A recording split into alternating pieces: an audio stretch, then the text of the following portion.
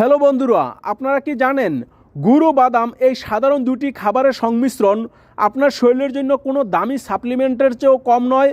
তাই আজ আমরা জানব গুড় ও বাদাম একসঙ্গে খেলে শরীরে ঠিক কী ঘটে, এর উপকারিতা কী, খাওয়ার সঠিক নিয়ম এবং কাদের জন্য এটি ক্ষতিকর হতে পারে।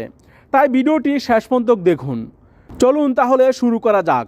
প্রথমেই জেনে নেই কেন এই কম্বিনেশন এত শক্তিশালী। কারণ বাদামে আছে প্রচুর পরিমাণে প্রোটিন, ভালো ফ্যাট এবং ফাইবার। অন্যদিকে গুড় হলো আয়রন, ম্যাগনেসিয়াম এবং পটাশিয়ামের ভাণ্ডার।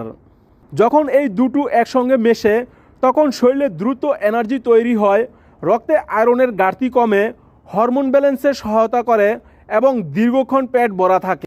এবার জানবো গুড় ও বাদাম খাওয়ার প্রধান 7টি উপকারিতা। 1 নম্বরে রক্ত স্বল্পতা দূর করে।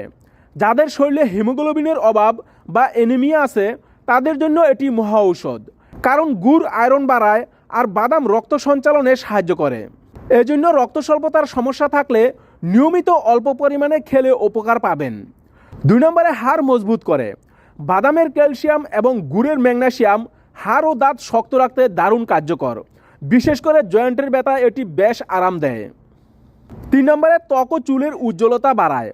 এতে থাকা অ্যান্টিঅক্সিডেন্ট ত্বককে ভেতর থেকে পরিষ্কার রাখে এবং চুল পড়া কমাতে সাহায্য করে। 4 নম্বরে হজম শক্তি বৃদ্ধি করে। খাওয়ার পর একটুকু গুড় ও বাদাম খেলে হজমের এনজাইমগুলো সক্রিয় হয়, ফলে কোষ্ঠকাঠিন্য দূর হয়। 5 নম্বরে রোগ প্রতিরোধ ক্ষমতা বাড়ায়। এটি শরীরকে ভেতর থেকে গরম রাখে এবং ঠান্ডা কাশি বা সিজনাল ফ্লু থেকে বাঁচায়। 6 নম্বরে পুরুষ ও নারীর হরমোনে সহায়ক। নিয়মিত অল্প পরিমাণে খেলে হরমোন ব্যালেন্সে সাহায্য করতে পারে। 7 নম্বরে হার্ট ভালো রাখে। বাদামের ভালো ফ্যাট ও গুড়ের মিনারেল হৃদযন্ত্রের জন্য উপকারী। এবার জেনে নেই খাওয়ার সঠিক নিয়ম।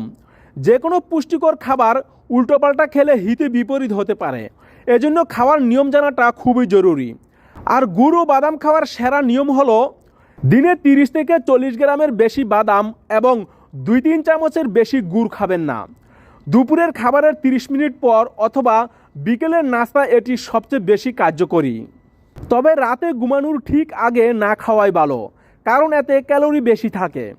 এবার দেখে নেই কিছু অপকারিতা ও সতর্কতা।